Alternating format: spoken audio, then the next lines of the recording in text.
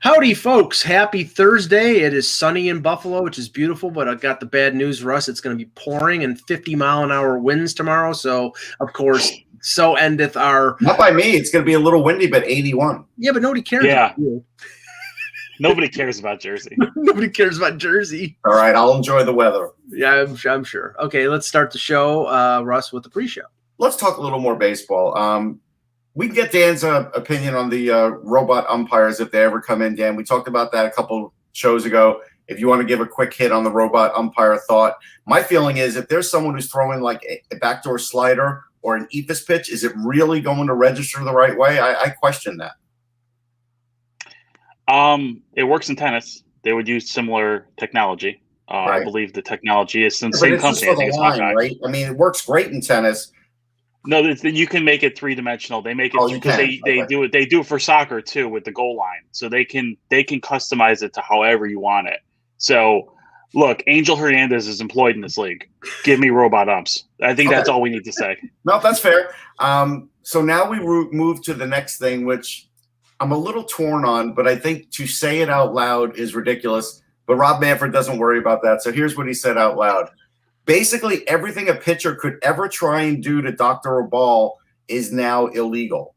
Illegal to the point where he's going to start taking measures against it. So everything down to spit, Vaseline, emery board, all of that. Now, look, I watched a Met game very early in the 80s. It was Sid Fernandez against Mike Scott, and I had binoculars, and I looked at Mike Scott for 2-3 innings straight. Finally saw when he was scuffing, and the umpire checked it, but whatever he did, he flipped it up the flap, he hit his sandpaper, and he didn't get caught. Joe Negro got caught, right? He threw the emery board behind. Right. Pineda, the Yankees. I don't know. The Yankees had it here, and it kept burning away. Pineda had more pine tar on the bill of his cap than George Brett had it on his bat. He did. I don't mind. See, I don't mind pine tar at all. No, they don't either. Now pine tar is not an issue. And the hitters don't care either. No, but pine tar used to be an issue. Now it's not. But my basic point here is going to be, I don't mind the crackdown, but why is the crackdown just on pitchers? Are we now saying we're not going to X-ray everybody's bats all the time for cork? I've heard some corking comments in the last season for players that might be corking their bats. I mean, why is it just on the pitchers? Why is baseball? This is the knee-jerk reaction of baseball, is always to change the pitching because it's too good, right? We always hear that. Because they want offense, because offense puts fannies in seats. Right. But so do some good pitchers, too. I get it. Yeah, but not as much. Can we – and I don't want to get started on the DH. I mean, it's so stupid. Like, no, you had it for a year. Stupid. We will fight to the death on that. So you – wait. Go ahead. You, a Mets fan – would rather have that fat polar bear at first base than a DH, as he really is, and have Dom Smith at first base, who is a really good first baseman. You would rather see Jacob deGrom and Noah Syndergaard hit than have Alonso, who hits 50 home runs, as your DH. Yes, I would rather see the pitchers hit because of the strategy. Oh, my strategy! He's gotten better at first base. He's never going to be Dom Smith. I'm in better shape than he is. Yeah, but he can hit home runs. You can't. That's true. I can hit a golf ball 330 yards. You notice that I didn't say I was in better shape than he was. It's crap. Oh, and you know what? I don't like that jersey. I don't like that jersey at all. What's wrong with this jersey? Because if you were in Quebec, you would not like that jersey. I am. I worked in Quebec for a while. I totally like this jersey. Although I will say this. I have less of a problem with Colorado using the Nordiques logo because at least they honor the Nordiques past. They have the retired numbers of the Nordiques, unlike the freaking Hurricanes, who don't even have Gordie Howe's number retired, and they live off the Whalers. Well, what I would love is that the Arizona Coyotes would come out playing the Winnipeg Jets jersey. I want to see that one from the other. Yeah. I want to see, it's a shame that we can't see like this, the Nordiques play the Whalers, that would be that jersey is actually gorgeous, by the way. I think it's amazing. That's why I had But as I said, Dan, I like the road jersey better, the blue with the white emblem instead of the white the home jersey. I like the old Nordique road jersey with the Oh yeah, it's gorgeous. Yeah, but here's a Forsberg one of that. Here's a basic thought. if more people watched the Nordiques play the Whalers or either of them play enough, we wouldn't be worried about watching them with these replica jerseys. That's not the reason why the Whalers left. And you know that's not the reason why the Whalers left. Well, I do know the reason. It's because nobody stays in Hartford after 5 o'clock. That's why. They had a $150 million arena set up, and Karmanos didn't want that. He wanted more and more and more and more. But he never had any. Everybody leaves that town at 5 o'clock. The minute I don't disagree, but that doesn't mean you can't have it, because the baseball stadium they put there is fantastic, and the Yard Goats. What are the Yard Goats pulling in? The Yard Goats led the AA in attendance. So with how much? I don't know. It's like 8.5, 9, okay. 9. Yeah. But you see, for hockey, you're going to need 17. Oh, I think Hartford's a terrible market for hockey. Yeah. I would never, if I was putting a team back in Connecticut, I'd put it in Stamford, not in Hartford. Right. I agree with you. All the money's in Stamford. And then you could have Vince McMahon at games. He'd buy a box. The Rock can sponsor the power play. Linda's going to be running for Senate again. Okay, let's start the show before. I mean, she's not running at this point, but anyhow, whatever. She's walking. I'm a resident of Queens. I have no opinion on Connecticut politics anymore.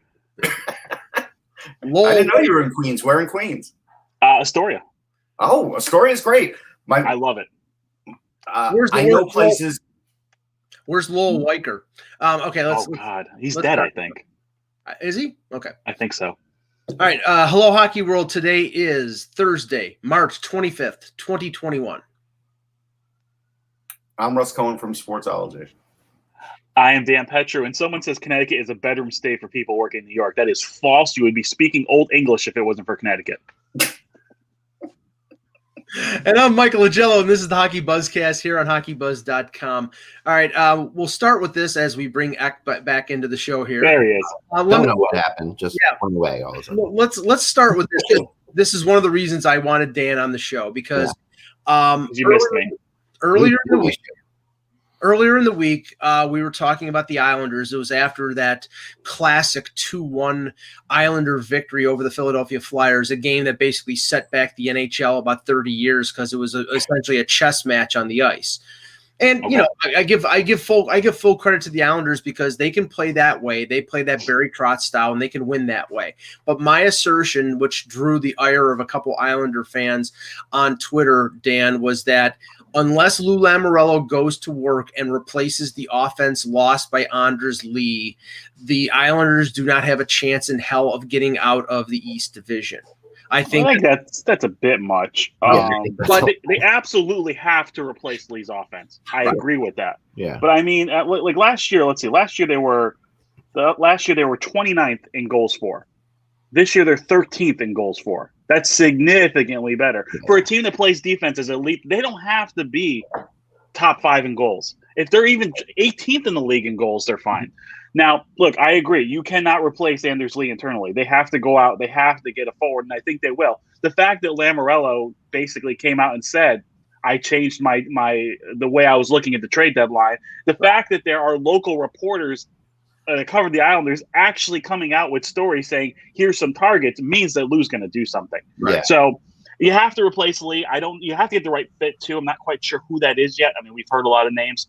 But as they are, last time I was on here, I think it was right before the season started, and I said if Bellows and Wahlstrom could take the next step in as NHL players, they could contend for a cup. Now Bellows isn't quite there yet, but Wahlstrom's the real deal. Yeah, and he has made that step, and so I think they're contenders because he is. A lot of guys in the Islanders were in slumps lately, and the fact that he was scoring and that line was scoring so much, it kind of took away from the fact that Nelson went 6 games. My feeling is something that you haven't really seen much of. Like you haven't seen much of on the Islanders for a really long time. Time. Yeah, he's got that. They need one more guy. He's got that really money game shot. You know, like he's.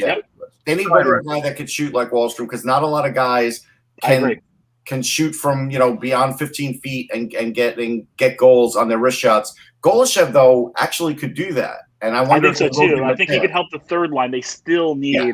They still need a first-line player, whether that's – I think Raquel would be a good fit. Raquel is a good fit, or Palmer. Obviously, Forsberg or Arvidsson. Not sure what Nashville's going to do. There are guys out there that I think would be – Arvidsson hasn't scored in a long time, though. He really Well, Dan, let me ask you this: because the names you just mentioned are all guys with term, you think that they would rather go with somebody with term rather than a rental like Taylor Hall or somebody like that? I just don't think Taylor Hall's a good fit. Right. I think you have to. I think Lou wants you to be able to fit into the system.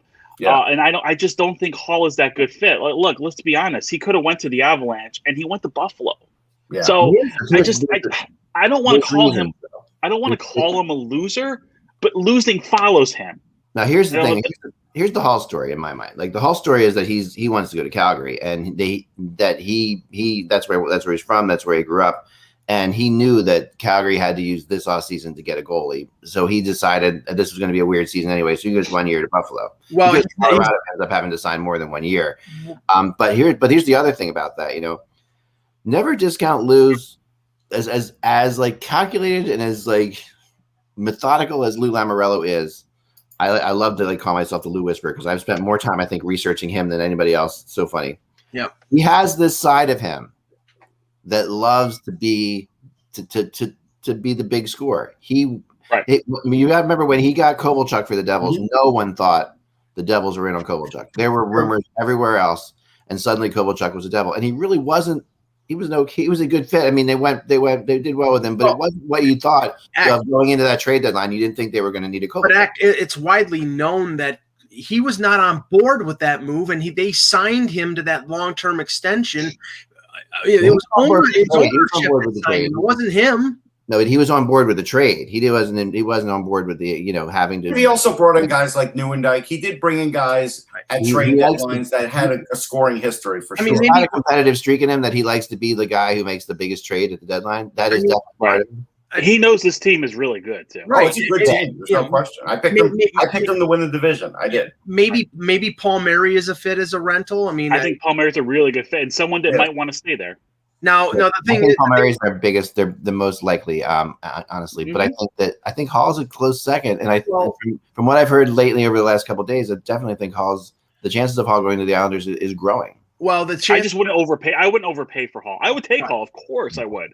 I'm just not overpaying for Hall. But the chances of Hall going to Calgary are an off-season move because Calgary is almost done. Oh yeah, no, Calgary's not going to get him in the trade deadline. That's next year. Yeah. But it's possible. I mean, it's not impossible. I've been told.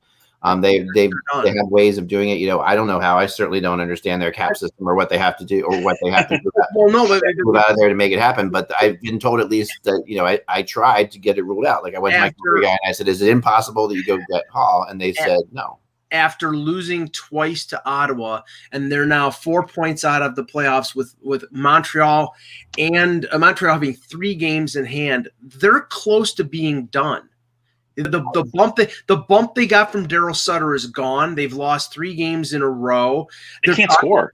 They can't score, right? They can't score. Yeah, so I mean, they're openly talking about being sellers, about selling Bennett, about selling Goudreau. Not yet. No, well, okay, we'll see. No, I mean, I spent a long time. I spent like an hour with one of a really good Calgary stores yesterday, and obviously they're not thrilled with the way they played recently, but they don't have this impression that Montreal couldn't lose those 3 games at hand. Well, Montreal can only beat Vancouver, so right, and they've the 3 games at hand that Montreal has aren't like 3 wins. Like it's still they're not 4 points out is not that far. They play Montreal a couple more times still, so they really doesn't. They still are very much in it. I mean, as opposed to the Philadelphia team, which is a little different. That's a little different story. Yeah, this Philadelphia team. Let that go first because Mike and I did some chatting about it yesterday. I'd like to jump in on this. Yeah, I'd like to hear your opinion first. Let's start with you, actually. Okay. Give us your impression after the Chuck Fletcher diatribe yesterday. Yeah, did you hear that, Dan, or did you hear the diatribe? I did, yeah. And I also saw this team play the Rangers a couple times. Then I saw them for 3 games against the Islanders, and I check in on them here and there. Yeah. And we if you watch last night's episode of Advanced Shouting, we did midseason winners and losers, and my losers were the Flyers and Carter Hart. And I just don't understand this team. If you look at this team on paper, they're outstanding. Yeah. They don't, and I think the thing that blows me away is not only is their defense struggling and Carter Hart been pedestrian. I don't think it's all Carter Hart. This team does not play defense as a team, and Alain Vigneault is their coach. It's mind-blowing. Their forwards outside of Couturier, their forwards do not play defense cohesively with their defensemen. And, like, look, Hart's been bad. Elliott's not been good. But I don't think it's all on them. I just don't understand. This team should be so much better than what they are, and I don't know what you do to fix it because it feels like it's a culture. It's a formulaic thing, not so much plug in a player here or there. Yeah, I think culture is a good word. I think there is an issue now within the culture for sure. And I think that you have what the Flyers have tended to have in the past, which is a lot of 30-plus guys and a lot of guys who are under 25, and not having those like middle guys, like that hurts a team especially if the older guys aren't real true leaders. And as much as I love Claude Giroux, I really have, and I really like Claude Giroux, but I do not consider him a captain, and I never have. And it's just, the reality is that I don't think that's in his mentality because of the way he rides emotionally on his own play. Like he's emotionally up and down with how he's playing, and right. He gets quiet, or he gets quiet when he's not playing well, but you're in a captaining team. You can't just do that. So the situation, they have younger guys who are definitely like Joel Farabee could be a captain someday. You can see it clearly. Yes. Couturier is a captain. It could be a captain too, and he's actually one of the few guys that's in that middle area.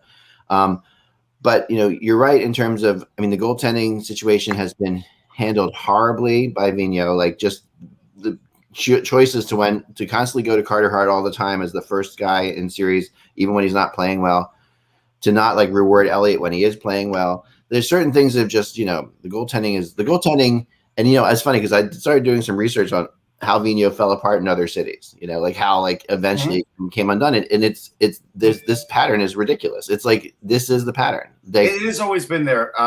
The two things that were really it's happening quickly though here. Happening faster than usual. But one thing Fletcher got credit for that he shouldn't have gotten credit for was saying it's a bad mix. He wasn't being like overly hard on himself with that. He had to say that. Otherwise he would have to say, I didn't give Vigneault anybody, and he's got nothing to work with. And that is why Vigneault is not going to get fired, because the GM realizes he didn't do the job. That's one thing. I fully know. I just from some certain things I know off the record that Fletcher and Vigneault are not on the same page. No, they're definitely not. But it's clear. It's clear. But he couldn't lynch him there. Anyhow, not going to lynch him there. And there are certain things that are like, and I will use Shane Gostisbehere as like the poster child for not being on the same page. Sure. Because I've been told flat out by people I really trust that that teams tried to talk to the Flyers about Gostisbehere, right? And the Flyers said no, we're not going to trade him. Well, that's proof positive of Chuck Fletcher abrogating his responsibility as general manager, because he probably wanted to hold Gostisbehere to reinvigorate his value, because after a bad year, and you knew that he didn't fit with what Vigneault wanted to do, so that was stupid. So you just trade him. Okay, it's crazy when a guy's, because I literally was told by somebody, listen, he's being scratched. I called about him, and they said he was untouchable. Which is, when you get that kind of like that's insane. Like that, you can't get any further from a general manager and a coach being on different pages than that.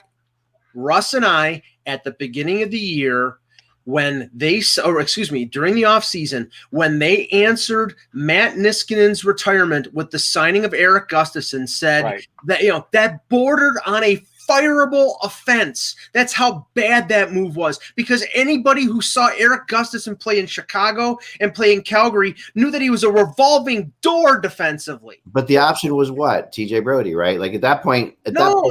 This was first of all, I think Gustafsson was a couple days after the initial rush in free agency, and he was the same day that Brody signed. Okay, so which was a couple days after. Like Brody was signed late too, right? If you remember, it was like October 10th or 11th, and free agency was the 9th. Okay, so the second. Can I say one thing about Niskanen, which just makes me insane? He's not Bobby Orr. Okay, like we can sit there and people are going to say Niskanen without Niskanen. Of course, he's not Bobby Orr, but that just shows his play was diminishing last year as the season went on. It was, but it just shows the holes. He was worse in the bubble than that. He was. Defense. I don't. And that's right on. Someone like Chris Tanev would have been a much better fit. Yes. Yeah, and Tanev, if you saw the reports, Vancouver offered Tanev less than the 4.5 that he took with Calgary. If you would have offered him 4.5 on a 4-year deal, which Calgary signed him to, you probably or a little more than that, you probably would have gotten him. But they didn't, and he was the perfect fit. He was a defensive defenseman who allows the offensive guy to step up. He stays back. He's the responsible guy. Quinn Hughes is missing him. Yeah, big time. You're right. Exactly. I mean, they paired him with Nate Schmidt, and that was a disaster early in the year. He needs a solid defensive defenseman to play with, and that. So I mean, the press conference was strange. And hold on, I want to actually get through 3 points, but let me give you my thoughts on that. Then Russ, you're good. Because listening to it, to me, I couldn't help but be reminded of Cliff Fletcher in Minnesota, and what I saw there. Chuck Fletcher, Chuck Fletcher. Sorry, Chuck Fletcher. Chuck Fletcher. Cliff's his dad, right?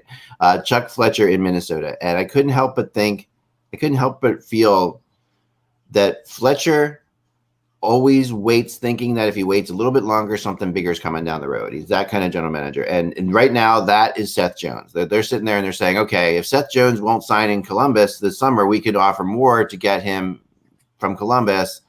But and we don't. If we give up Farabee or a first round pick now for Ekholm, we don't have that to make Seth Jones. So I kind of get the sense that they are holding out for Seth Jones. Now that's okay if you think if you think this team's not going anywhere anyway. Right. By you saying that, that's an admission that they believe this season is over with. No, it's not that. But see, they're not going to. They don't believe the season's over with. But that doesn't mean it's not like you have to just get Ekholm or Seth Jones. Like there are plenty of other defensemen out there, like a Jason Demers even, that would help you for a third round pick or something like that. Yeah, you don't have to go nuts. You don't have to give up your first and Farabee. But the problem is, as we firmly established, is they need a top pairing or a top 4 defenseman, and Jason Demers is a bottom pairing. I don't know that they need a top pairing defenseman. I think they need a shutdown defenseman, and that they need a guy that when they get the lead can help them hold a lead. That's or not give up a goal or two on the first 2 shots of the game. But they need somebody. It's up to you, Russ. I'm sorry, I wouldn't go with Russ. Russ. They need somebody more capable than Justin Braun playing 15 minutes. They need an 8. Yeah, no doubt, but they can't. They're not going to get 3 defensemen at the trade deadline. What people forget is last year at the bubble they added like 3 players. They're not getting 3 players this year to patch the holes. Anyhow, that's what they did at the beginning of the season last year, and then it worked out in the bubble because they had all these. They had Nate Thompson, they had all those guys. They don't have those guys. They filled all those guys in with what they had. But anyhow, second part. I hated Nate Thompson more than anything in the world. He was every time he stepped on the ice, I just cringed. And an Islander fan, I loved watching Nate Thompson trying to. Oh man, he was so bad in that series; it was ridiculous. No, but they also had Derek Grant. Like Derek Grant's still good. Anyhow, moving on to the Fletcher, for him to say that, well, we're watching Carter Hart, and at 22. He's going much the same route as Marc-Andre Fleury and Connor Hellebuyck and Carey Price. With all due respect, he is not those guys. He will never be those guys. He was never going to be those guys. Even if he reached his zenith, he was never going to be Carey Price, Connor Hellebuyck, or Marc-Andre Fleury ever. He could have been those guys. I'm not going to Carey Price. There's a little difference in the guys you're saying there. He could have been those guys if he stayed in the American Hockey League a little longer and learned. Would have been better. I think Carter Hart can beat Connor Hellebuyck. I do believe that. I agree with that. Connor Hellebuyck may win 2 Vezinas in a row, and you're going to tell me. Fine. And will be the starting goalie for the U.S. in the Olympics if they go.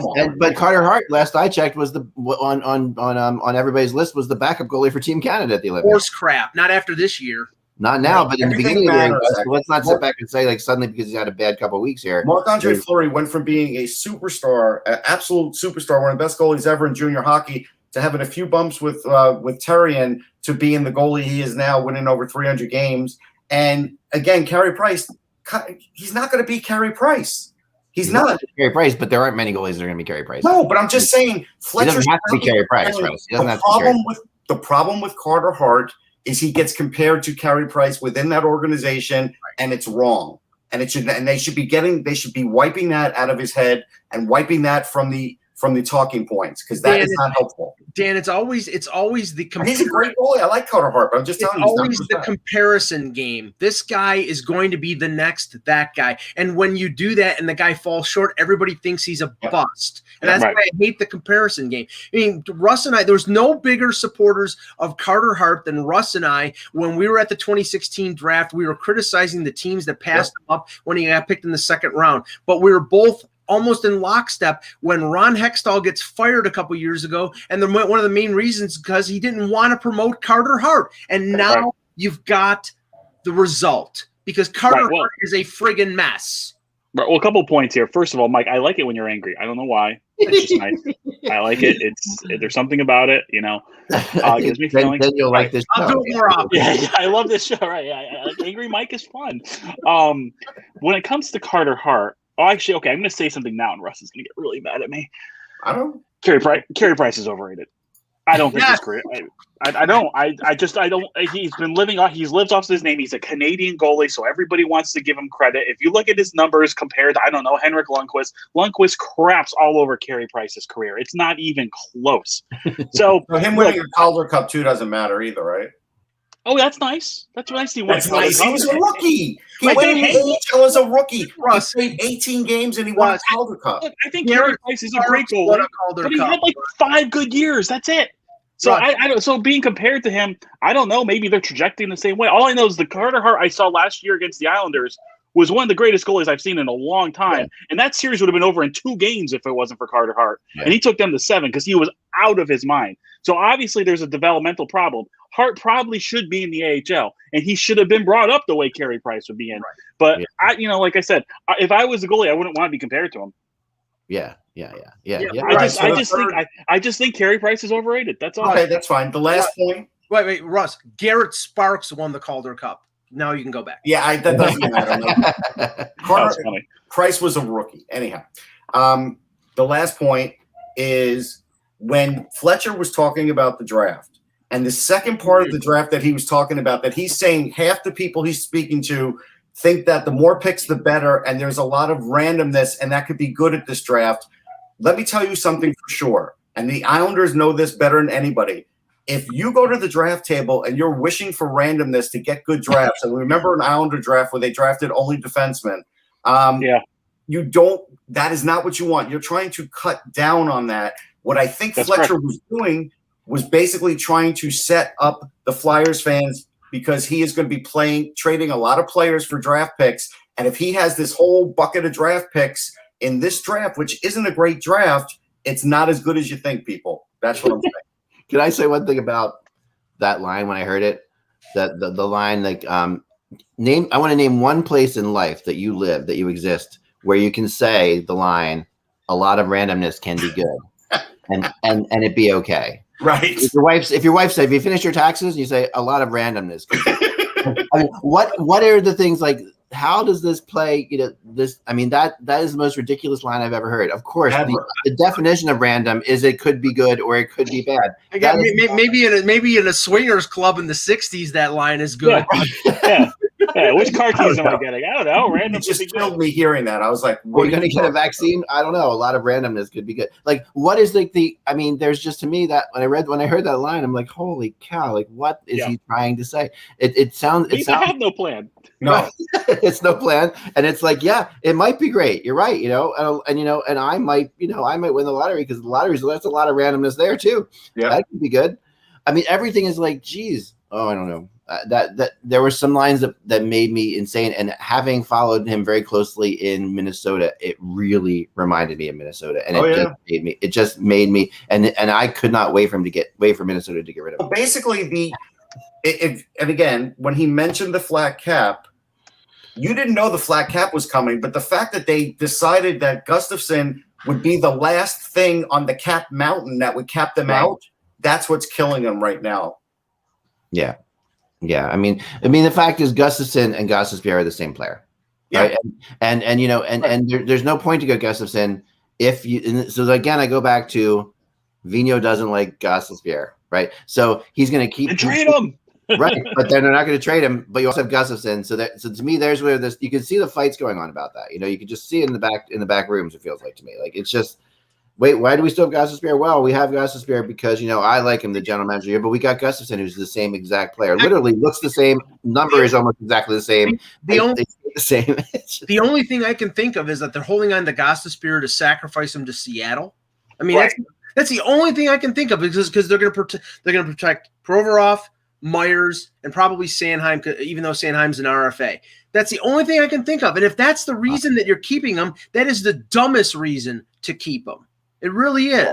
So, I mean, right now, as we see it, I think the Flyers are on pace to miss the playoffs, and then you're going to have essentially a reorganizational shift under Fletcher, not coaches, but I think he's going to probably try to blow up the core group of that team, whether trading Voracek or Giroux or somebody like that. And you know what? That fits with what probably Calgary is want to do because if they fail, they're probably going to want to trade Monahan or Goudreau. I mean, that's the only thing I can think of. I mean, here's the thing. Go ahead, Dan. Oh, I thought you started talking to Derek about that. I'll talk. Sorry about that. Go ahead. Just me talking. I just heard Dan's voice in my head. All right, no. Here's the thing about that.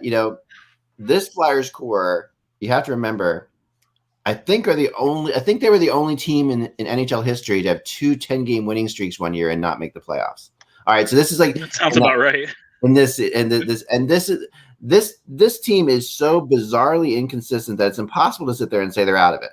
Because they could absolutely get it together quickly. And they've shown that ability, but it never it's driven from within. It's never been driven from a coach's system or anything like that. No coach has ever had control of them really since Laviolette, and that really was, I think, only Giroux's left from that era.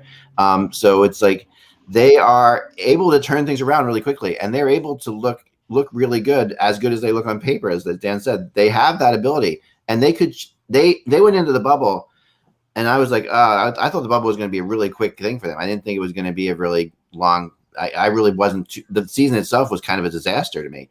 But they went in the bubble looking. They won all they won all 3 games against the other teams that they played. They go in, they take Montreal out pretty easily. They fight the Islanders pretty hard, and people have the impression that this is a really good. That they got it together. I mean, but that same team before the bubble was horrendous. So it's completely hard to. I don't know where to put them. So it's hard for me to sit there and tell when people say, are the Flyers out of it? I'm like, no, they're not, because they could do that. They could also, finish last in the division. It's they're not going to finish last because of Buffalo, obviously, but they could finish. They could finish below, below New Jersey. I mean, they really could. It's possible. I don't want to spend too much time on Buffalo because it's a sad state, but I have to say this. After watching the game last night, and I was watching that game and a couple other games, Dan, I don't think it's hyperbole. I don't know how Buffalo wins another game this year unless Linus Ullmark comes back and stands on his head in the game. Right. I don't know how they win a game. It's that bad. I don't understand because there are players on this team with resumes that would lead you to believe that this is not possible.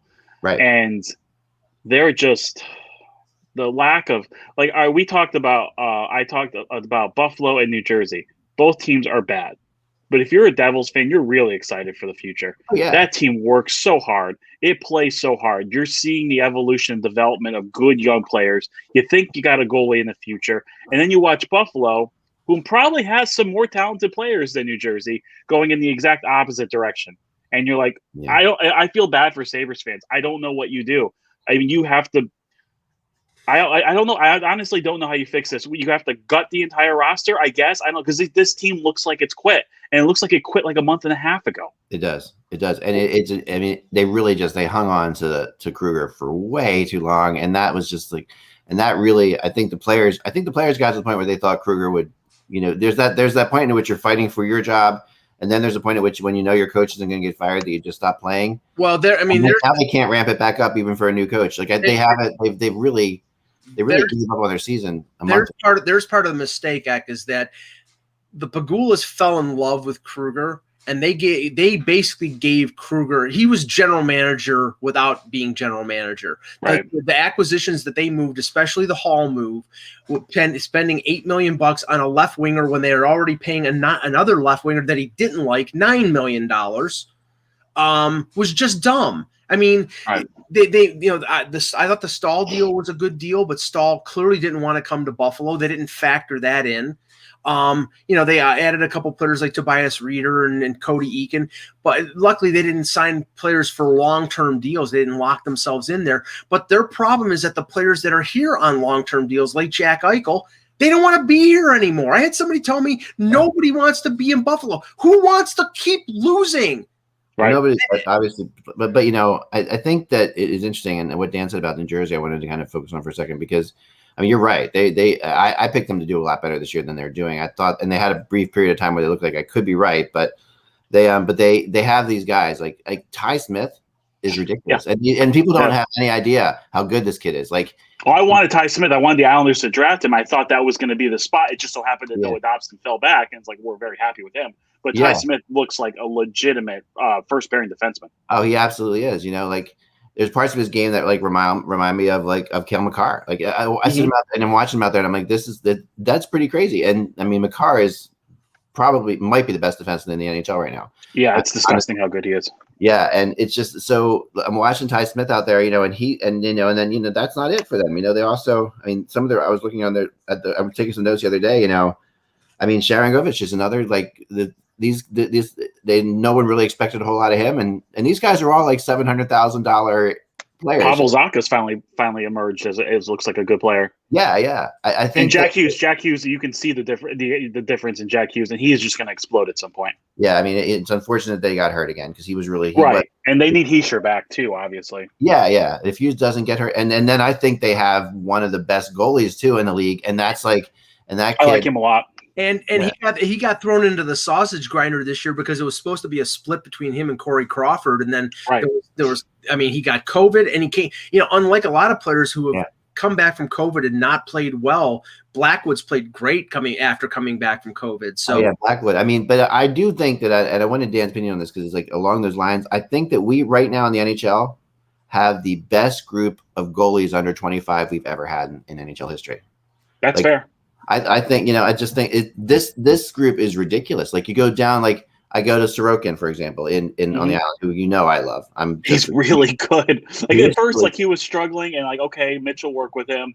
You could just see his angles were a little off. You could see he was hiding in the net a little bit. And each game now it's like the last game he played where he just basically stole 2 points against the Flyers. Yeah, and it's like this kid is really good. He's amazing, and Shesterkin's really good too. Shesterkin's really good. Blackwood, there's three right there. It's like, and then Carter Hart, who is still a. It's like it is crazy. And then you go out to Minnesota, what you got going on there? It's just like there are these kids coming up coming up everywhere. I mean, Chicago. Is Hellebuck under 25? He is. Hellebuck. He's 27. 27. Yeah. Okay, I wasn't sure how old he was.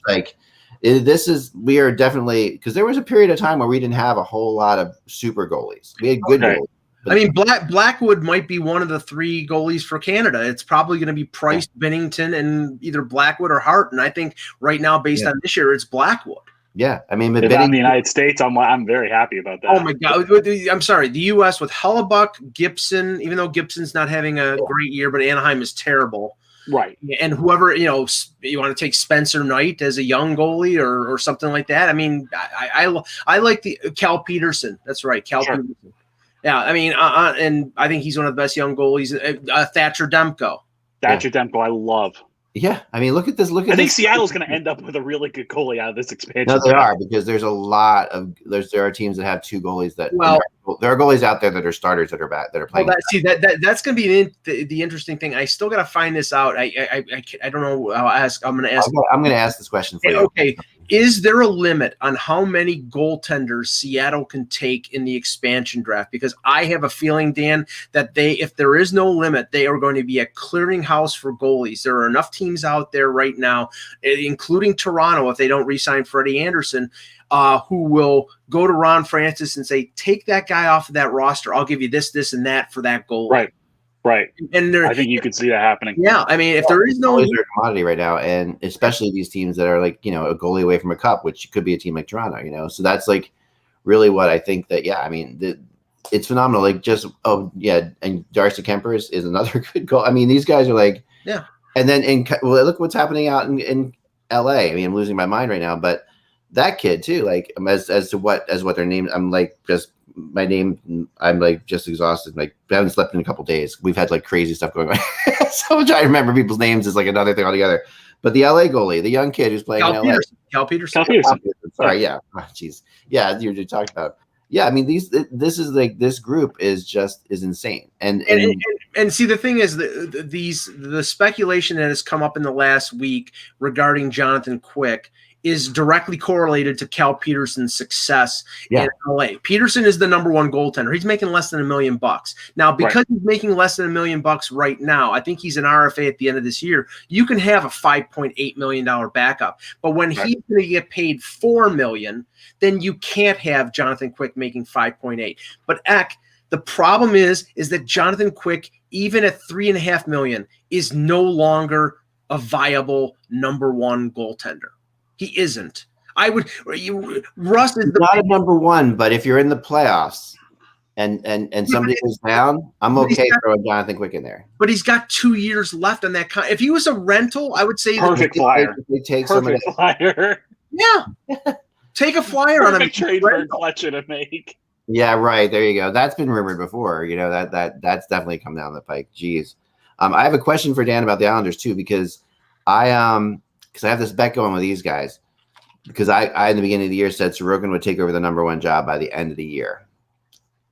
What do you think? Is it possible that I don't think we're not? I don't think we're there yet. I thought that would happen. I thought that would happen too. Varlamov has really reemerged as a number one goalie and could be a Vezina finalist. They have gotten to the point now where they're almost splitting starts, because Sorokin has just been so damn good, and Varlamov will be really rested for the playoffs. I just don't see that happening, but Barry has complete confidence in both of them. Yeah. But once again, it's the style that they play. They don't, like Sorokin stood on his head the other night. They don't have to stand on their head. Right. They don't. Right. They face the least amount of high danger chances in the league.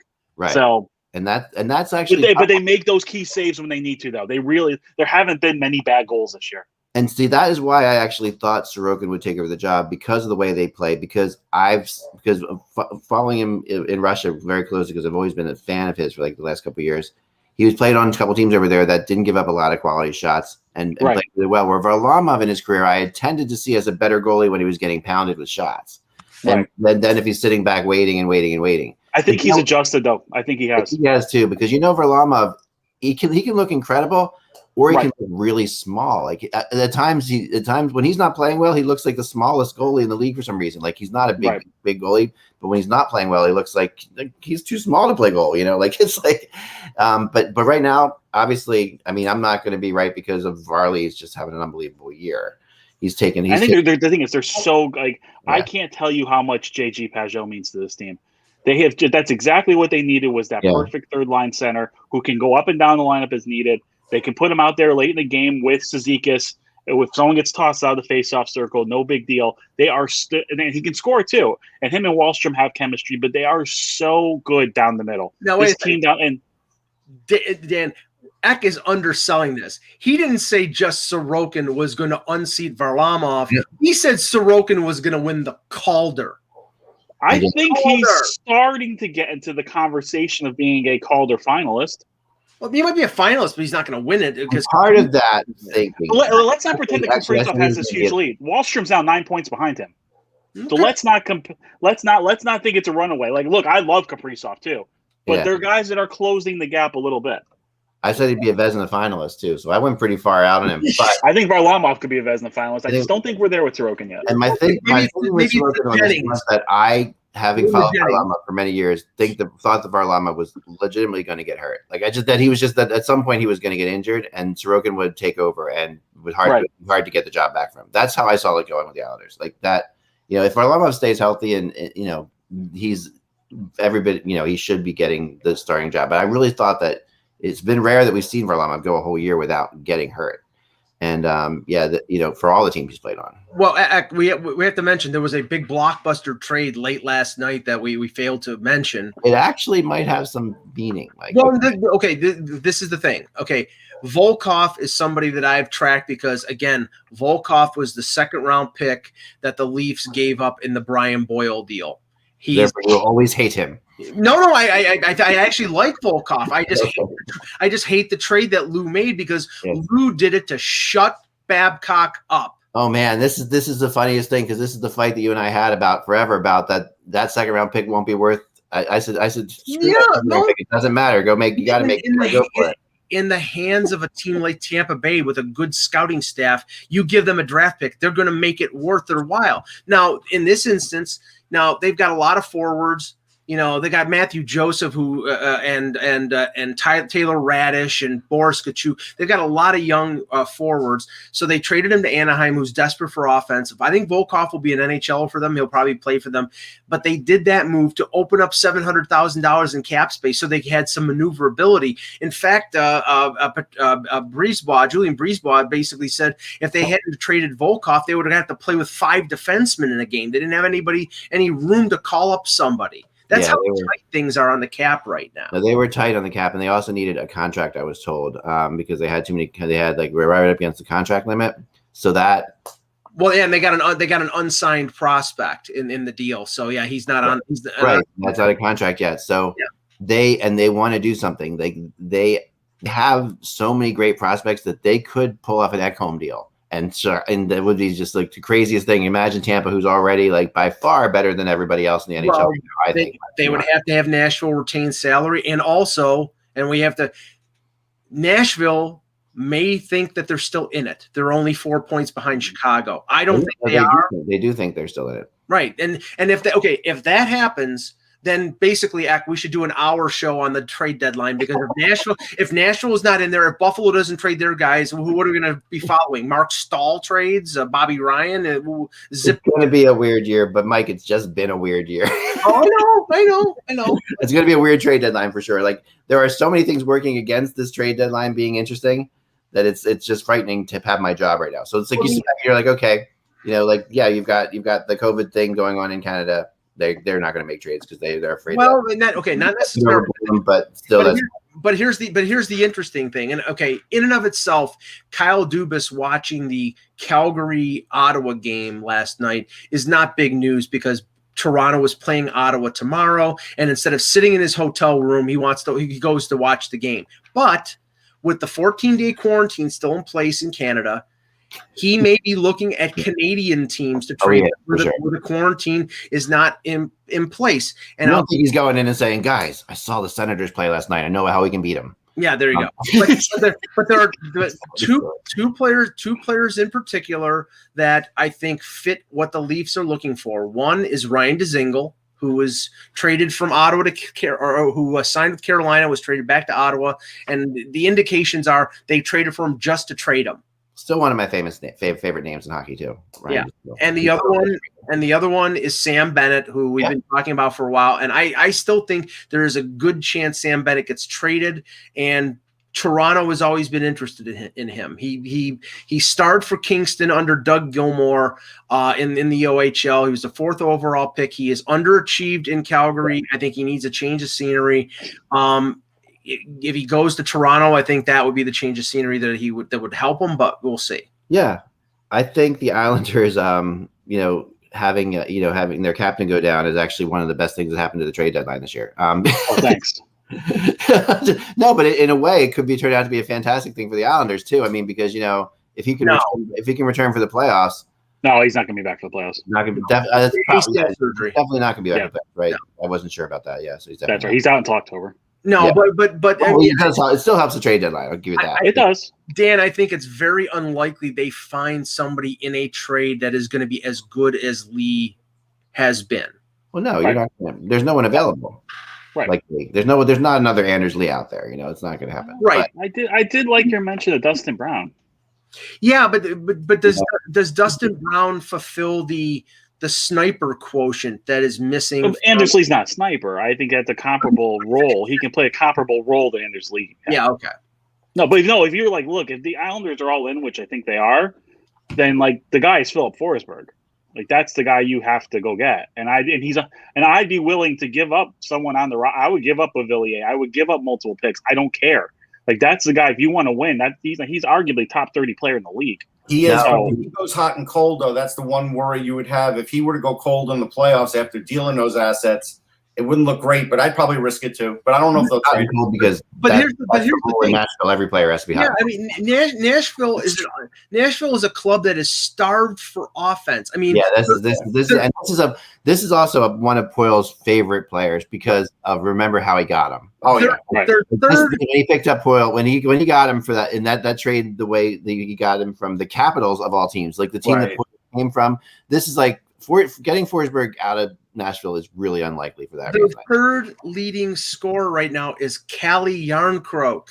That's how bad offensively they are right now. Duchesne's not scoring. Johansson's not scoring. Forsberg is the only one that's scoring. And yet they're 4 points out of a playoff spot, which is astonishing. I know, but yeah, I think he would look good with Matt. I think I would like to see Matt Barzal with him. Oh yeah. Oh, for sure. No, that would be fun. I mean, Forsberg is a dynamic, fun player to watch. I mean, I watch almost every Predators game, and he's the of all the inconsistent players on their team, he's the least inconsistent. Even though he is inconsistent, he's the least of them. Though he does tend to be better more often than a Johansson or a Duchesne. I don't want to spend too much time on this, but I want to ask you a question to see if you've heard anything about this. Yeah. Has Tim Peel actually been fired? Because the way this statement was laid out by the NHL, they said Tim Peel will not be refereeing. He's not going to work here anymore, right now or in the future. And he was going to retire on April the 24th. But does that mean they have fired him, or does that mean that because he's still going to collect his pension if he gets fired? I would assume. I believe he is. I think it's like a suspension until his retirement. Okay. That's the sense I get. And that's a way of like saying to that, because the NHL had to do that, even though what he said, I'm sure, is said 100 times by referees every year. But he had to, and it was brutal to hear it. But it's not something that it's not like oh my God, there's makeup calls in the NHL. This is not a revelation to any of us out there, right? So, like, I wish there was an open mic in 1993, Dan, where we heard Terry Fraser say, "All right, everyone, drink." 1993 is when I pull out the Theraflu and drink it. All right. There's a double standard when it comes to Gretzky. Oh, excuse me. Where's the mic? Listen, we all knew that this is the case. We just heard it out loud. I don't know why people are so offended by it now. Because I will say referees have always lied about it. That's why they're offended. We know about it, but when the internet catches someone in a lie, it's over.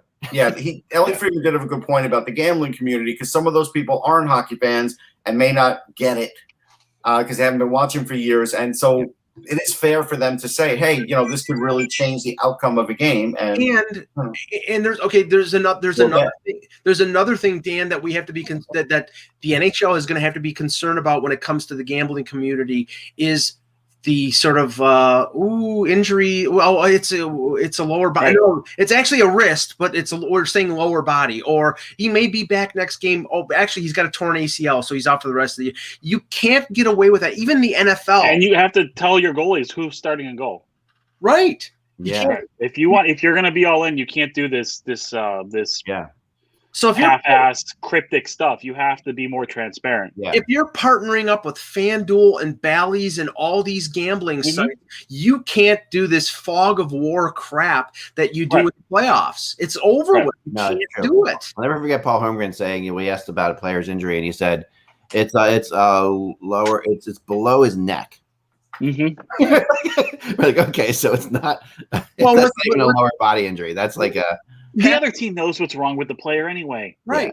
Yeah. Pat Quinn was the first one who said upper body and lower body. I don't know who said general body soreness, but that guy should be shot. I have general body soreness every day. Yeah, exactly. Taking a wellness day. That's my favorite. Taking a wellness day. Oh, I could use a wellness month. Century. A wellness year. Can we go back into quarantine? I was much more rested. You know what? We have this. I have this sign that's on our front door that I hung up last because quarantine works just well for me. I'm perfectly happy with it. Everyone's living my life. It's fantastic. I'm really happy. My whole family's here, right? So I have this sign on my door that says it's too people-y out there today. Yeah. Oh, absolutely. I forgot how much I hated people. Then I went back outside. I've always hated them. I didn't need that. That's true. I didn't need. You're consistent with that, Mike. Yeah, I didn't need the corner. And the feeling's been mutual, Mike. They've always hated. No, yeah, screw them. Um, So do we have any rumor chart stuff, Ak? yes. So give me 1 second, and we'll get that up for you. We'll finish off with that, or some questions in the chat. Any chat room questions? I will mention, just because it was talked about, I was just on Sirius, and Dan would probably like to hear it. But with Notre Dame getting their season canceled because of COVID, I will tell you this. I've interviewed a bunch of college players this year. They knew this could happen to any one of these teams. Like, they knew it. They knew. It's a shame that it happened, right? Because it's like a real bummer for the guys. But they all knew when they signed up for this year, this could happen. It's just the way it is. All right, Dan. Nat asks, it doesn't make sense for the Islanders, but what about Anthony Mantha? No. The Red Wings aren't going to trade him. No. He's part of their core. I don't know about that. I think Steve Yzerman might be getting to the point of being fed up with Mantha being an enigma, but I don't think they would want to pay the price. The Islanders would want to pay the price for Mantha simply because it's not a guarantee, because even though he's got the 40-goal wrist shot that he's got, he's not always. Right. I don't think it's a fit with Trotz. I mean, that's that's like putting Patrick Laine with Trotz. I mean, I would love to see Patrick Laine with Trotz. Oh no, Trotz got Ovechkin in the back check. He can get Laine to play. No, he couldn't. He can't. No, maybe. He can't. Probably not.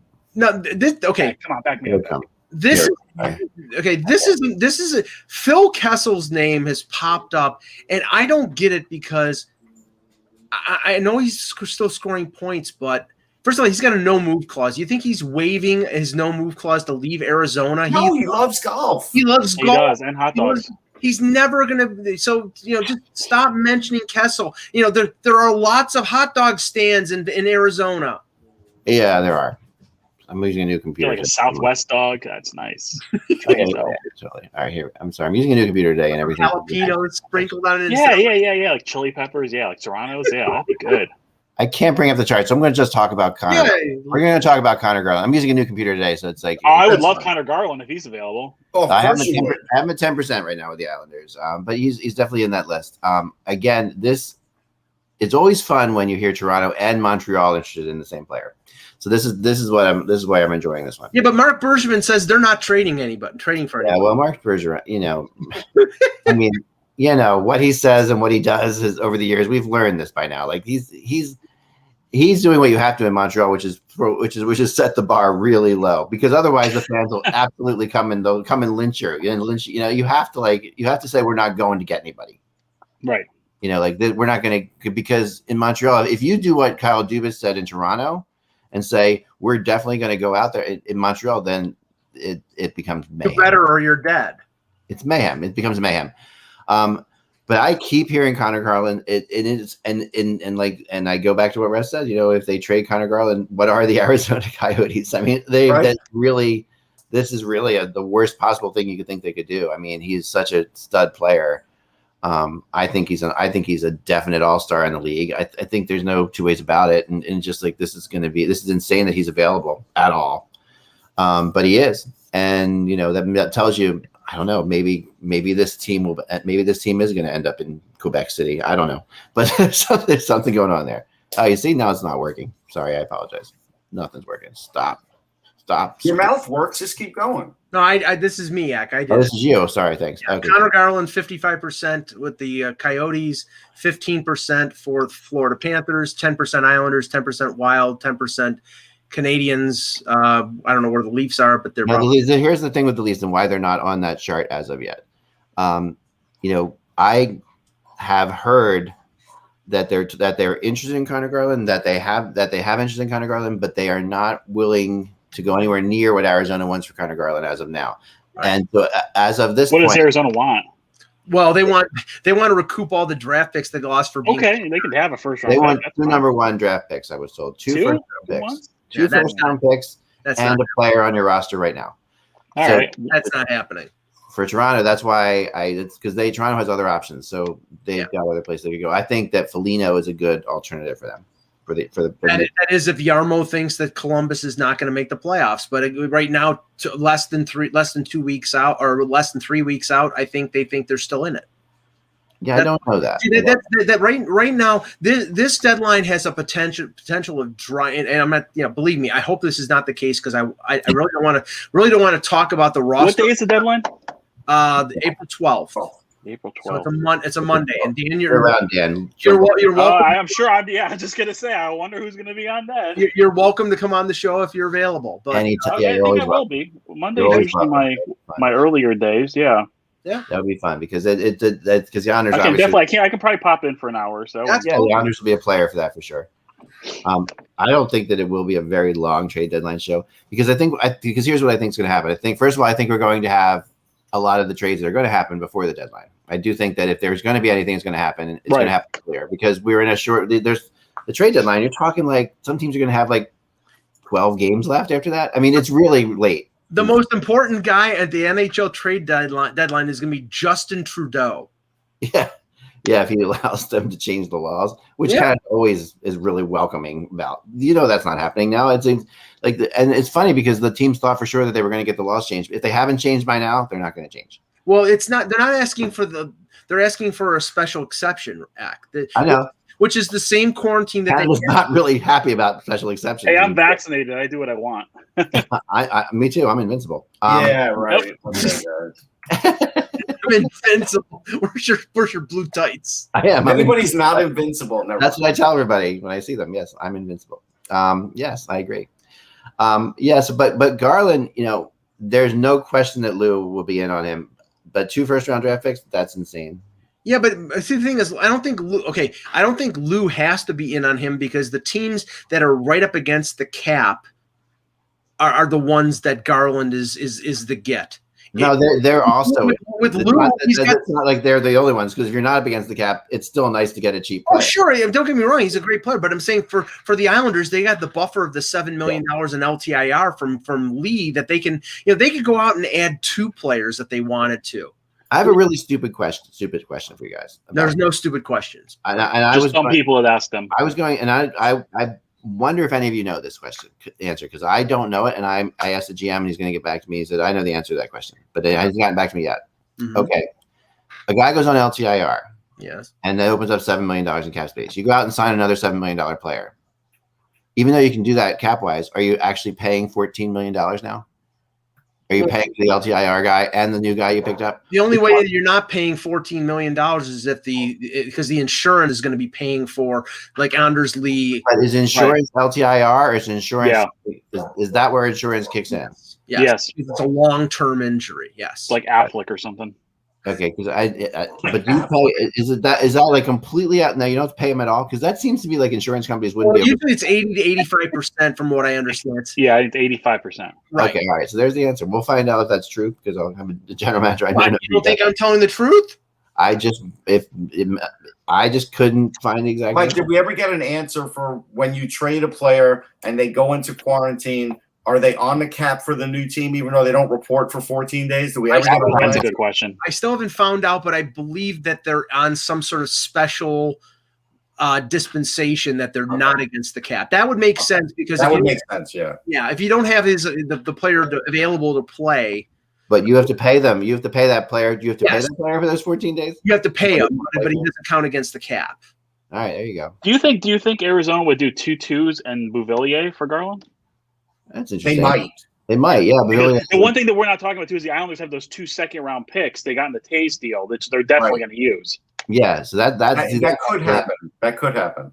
Yeah, I mean Garland would be a fantastic fit for the Islanders. Oh, it'd be a great addition. I mean, he would give them the scoring and more speed up front, because he's good in his own end too. I think he would fit. Yes.